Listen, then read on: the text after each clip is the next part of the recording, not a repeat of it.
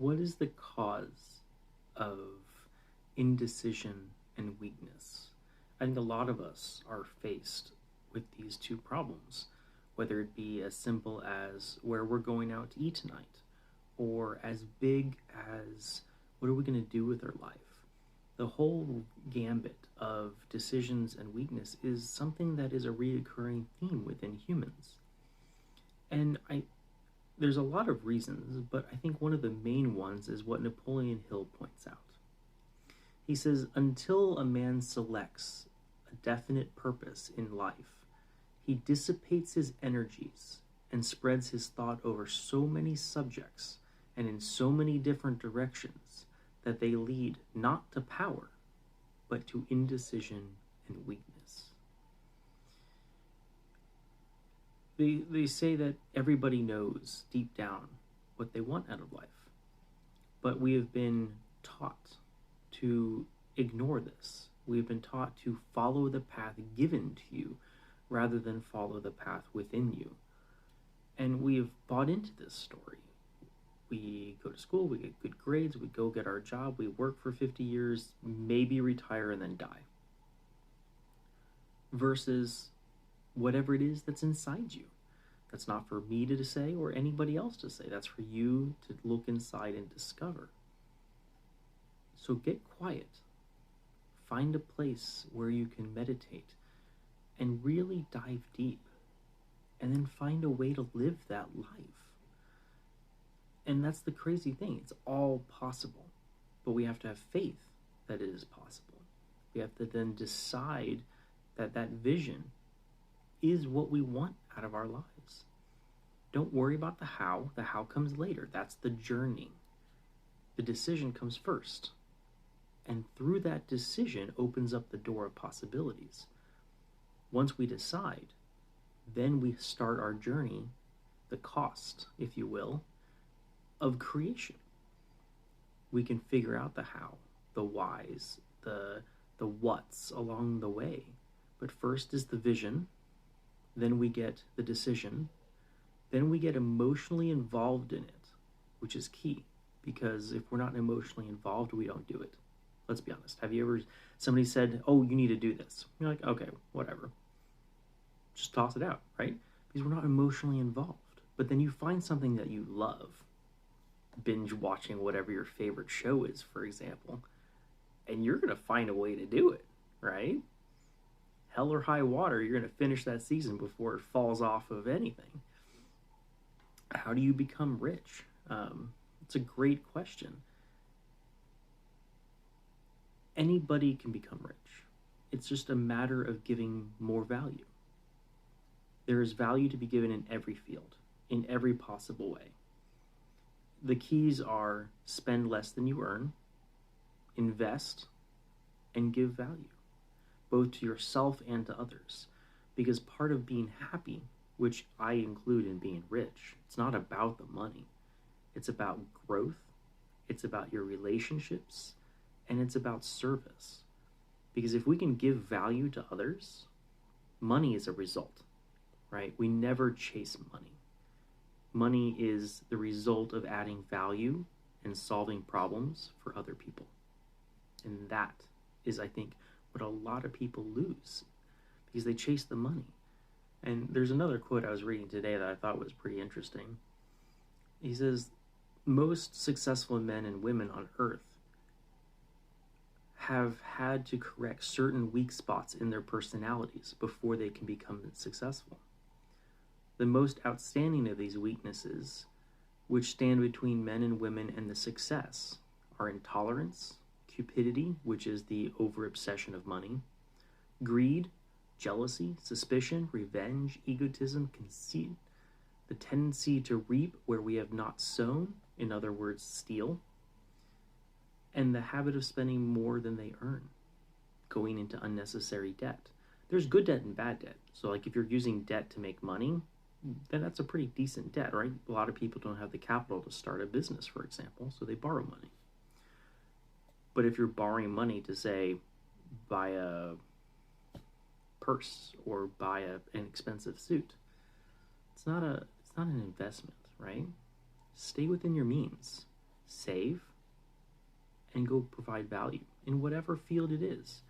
For example, a janitor making minimum wage can be a millionaire if he does, I think it's $300 a month for his entire life, for his entire working life, so like over like 40 years. So we can all make it. But if you're happy doing what you do in life, that is an immense reward, because there's nothing worse than being paid for something you hate to do. So don't chase the money. Chase your desires. No matter what field you're in. And if you're not enjoying your field, maybe you can tweak it so that you can enjoy it. And if not, discover your passion and then go create that.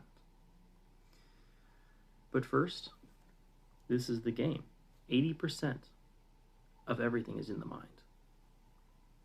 That was kind of that last quote. We have to correct ourselves before we can go out into the world and correct others. That's not saying we have to fix all of it, right? It's a process. But always, always personal development. Because if we don't believe in ourselves, if we don't believe that it's possible, it won't be. It's a self-fulfilling prophecy. The subconscious makes whatever it is you believe in true. I've worked with people that have said, I will never be better than my father, for example. And that's true.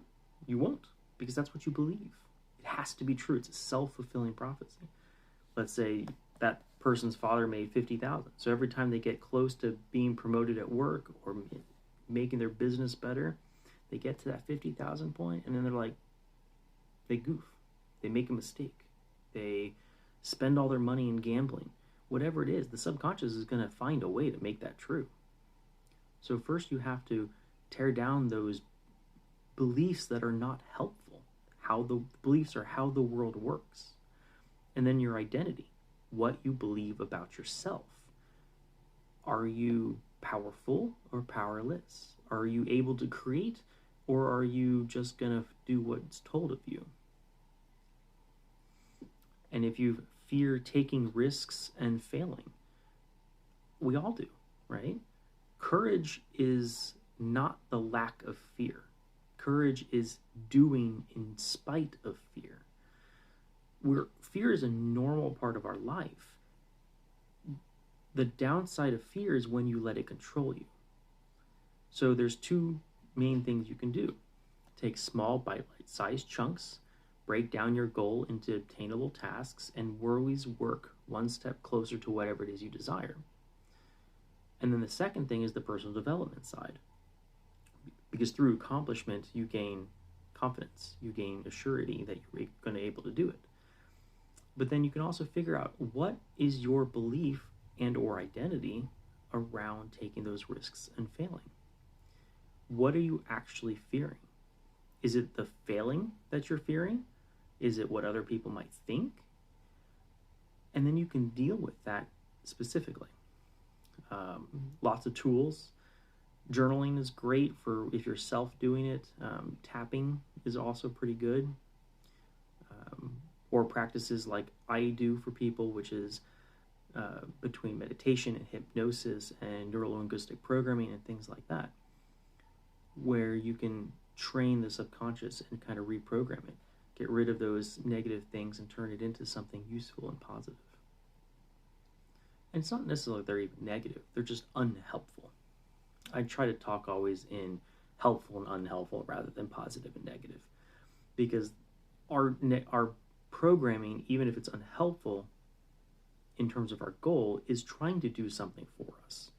There was a point in our lives where we developed that habit, that belief, that protected us, that did something good for us, but may have been only good for a 2-year-old, and we never changed that belief. So now we're 20, 50, 60, and we still have that belief, and we never changed it because we didn't either know how or we never realized it. Go read this book, Think and Grow Rich by Napoleon Hill. Fill your mind with the beautiful things in life. We've got enough negative. We've got enough negative generated in here for a lifetime, let alone listening to the news and other sources of negativity. There's other books like, I really love this one, Why Is This Happening to Me Again by Michael Rice. It's a great way to kind of self-analyze out of some of these unhelpful behaviors and unhelpful ideas. Bob Proctor's work is another good one.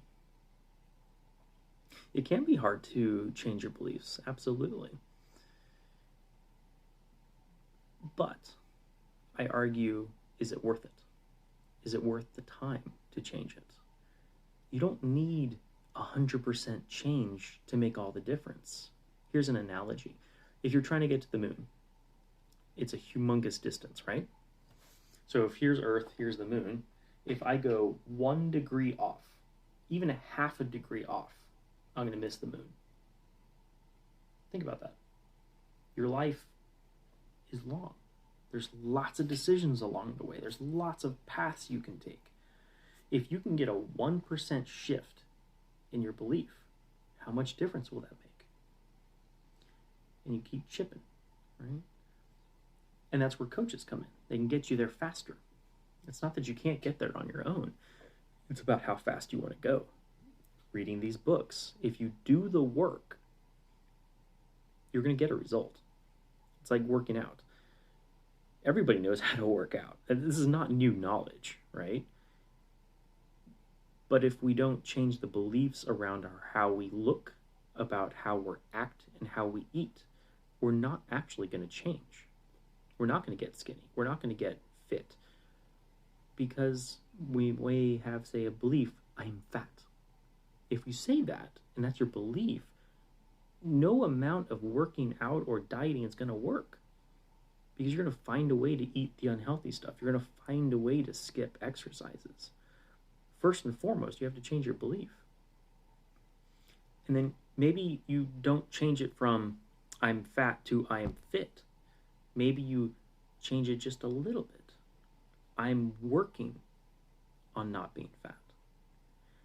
Now you change it a little bit more. I'm working on getting healthy. Change it a little bit more. I'm on the path to becoming healthy. Change it a little bit more. I am now becoming healthy.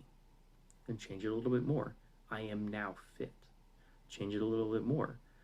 I am so grateful and happy that becoming fit has done X, Y, Z for my life. So you take a progression. You don't have to go all in one step.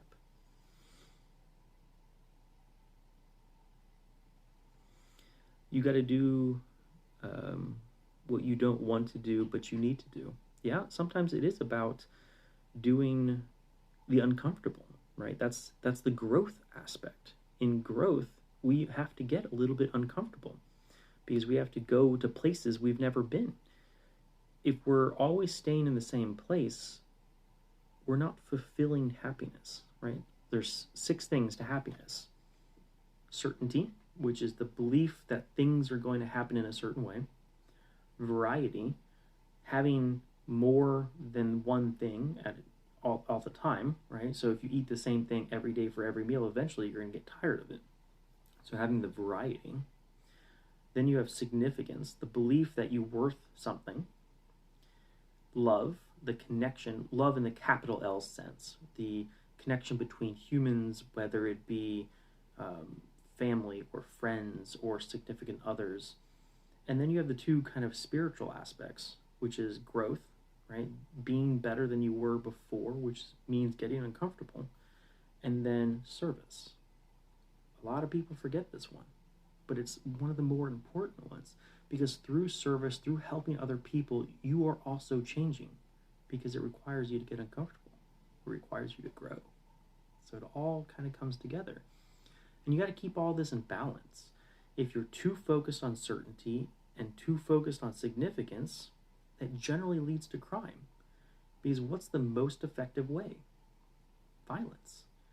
I'm with certainty going to know you're going to listen to me if I'm threatening you. And you're going to have your complete and undivided attention. So if we get out of balance, we're going to go down paths we don't necessarily want to go down. If we focus on growth and service, and I would argue love in there as well, in the capital L sense, not just the carnal sense, all the others come in there.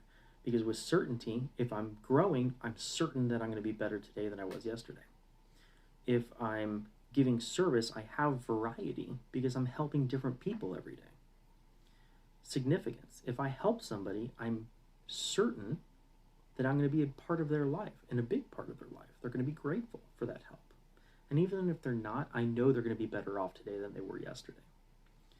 And love. If I'm growing and helping, people are going to have that connection with me. So through the last two, you can gain the others if you have the right perspective. You suffer in one way or another, good suffering and useless suffering. That is definitely one way to look at it. Life is challenging. But if it wasn't challenging, we wouldn't have the contrast between good days and bad days, or suffering and not suffering, or whatever language you want to use. But I would argue, flip the words around. Think about it as challenges to overcome or lessons to learn. Verbiage has power, because how best to explain this? When you say I love something versus it's just okay, right?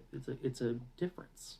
If you see it from the negative side or see it from the positive side, or as we say in the coaching world, see it from the cause side versus the effect side. The effect side has no power. You have things done to you rather than be a part of the things being done. Because when you're on the cause side, you have the ability to change. You have the ability to control the circumstances from inside.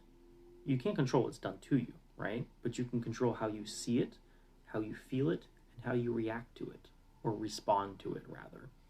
React is without conscious, but responding is with conscious. So I hope this helps you a little bit today. If you have questions, drop them in the comments. If you learned something, tell me what you learned. If you have an idea for a future video or wanting to work with me, send me a message. I'd love to hear from you. Otherwise, have a beautiful day. Like, share, and subscribe if that's your thing. See you guys later.